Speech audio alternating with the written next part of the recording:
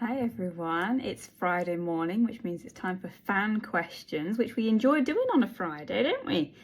And a popular piggy that people seem to ask for a lot is Babs. And I've got two subscribers of mine that have asked me two questions each. So I've got two from Joanne and I've got two from Sarah. So Sarah is the one who asked me to hold Babs. And she said, can I tell the story of Babs? Because it is obviously a lovely story, but it's also a very sad story. So I will go into that briefly in a second. And then she also asked me, what is my favourite TV show that we like to binge whenever we have the time? So, we don't get to watch a huge amount of TV because we're always so busy. But we really like the TV drama series House, which is a medical drama, and House is just such a fantastic character.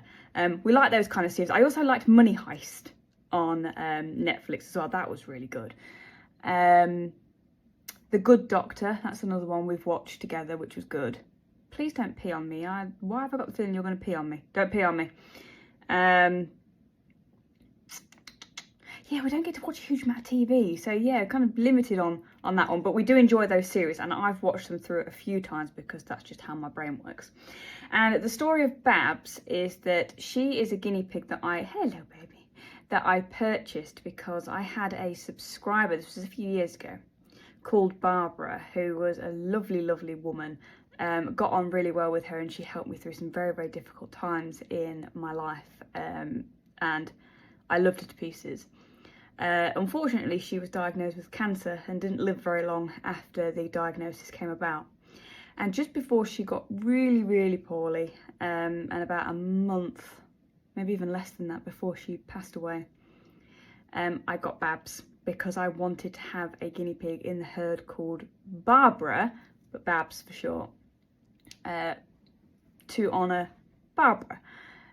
So she chose, I got 3 pigs at the time, and off the top of my head I can't remember who came with Babs, but I think there was 3 pigs at the time, and Barbara chose this piggy to be called Babs. So that's why she's so incredibly special to me, incredibly important, because don't eat my finger, don't eat my finger. She reminds me of Barbara, which is nice.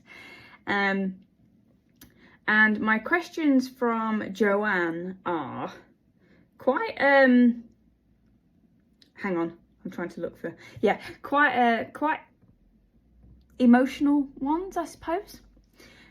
She says, if you could have a conversation with your younger self, what advice would you give yourself? And my biggest advice to myself, which I'm still trying to work on even today, is don't let people walk all over you. Have confidence in your own voice. Now, that is not something that comes very naturally to me at all, but it was a lot worse when I was younger. So yeah, I think that would be try and have more faith in my abilities, if that makes sense. And then she also asked if we could do anything different with your life, what would it be? Now, I am of the firm opinion that there are always times in your life that you wish you could change. I think that's the same for anybody. Something goes wrong and you wish that, you know, it either didn't happen, or you could do something about it, or you could change it in some way. And unfortunately we can't. I wouldn't change anything like my animals, my children, my husband, even my first husband, because my first husband led me to Mark. You know, I wouldn't change things like that, but the one the one thing that springs to mind is it was actually 5 years ago this month that I suffered my accident where I suffered 3rd-degree burns. And if I could do anything over, it would be to not allow those people in my life that came into my life at that point, pretending under false pretenses of being my friend. And it was that led to this severe bullying that I've suffered for years because of that moment, of that lapse in judgment. So I wish I could take that back, but I can't, so never mind. Anyway, before I cry, there we go. I'll see you next week.